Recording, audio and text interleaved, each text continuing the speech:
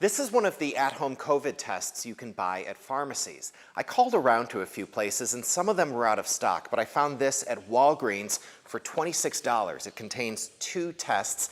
I did not need a prescription, just walked in and asked for it. This is called an antigen test. It's very easy. You just prepare this card with a few drops of testing fluid.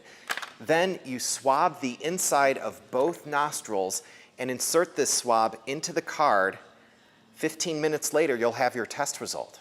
Of the 2 types of at-home tests, the antigen test is faster, but on rare occasions, patients can get a negative result even if they have COVID. The other test is called a molecular or PCR test. It takes longer for results, but is the most accurate test available. If you're symptomatic, if your only option is an antigen test and that's positive, that's good information. But I would encourage people not to make decisions off of a negative test. Instead of waiting in long lines for COVID tests at community sites, many patients are choosing the at-home option.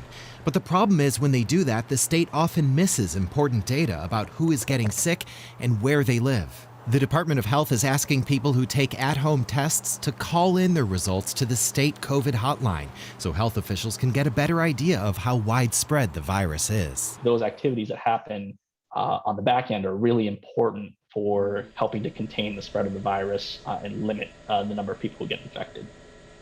So Ted joins us live now. And Ted, if someone decides on an at-home test, how do they know which one to ask for? Well, if you visit your local pharmacy, they're probably going to hand you one of these antigen tests. But the doctor I spoke with said these really only work when you're showing symptoms. So if you feel fine and you want to get a test so you can go travel or visit family and friends, these are not that accurate. You're better off getting the molecular PCR test, which, by the way, is the same test you would get if you waited in line at some of those community sites. Okay, Ted Land reporting live for us in Seattle tonight. Ted, thank you.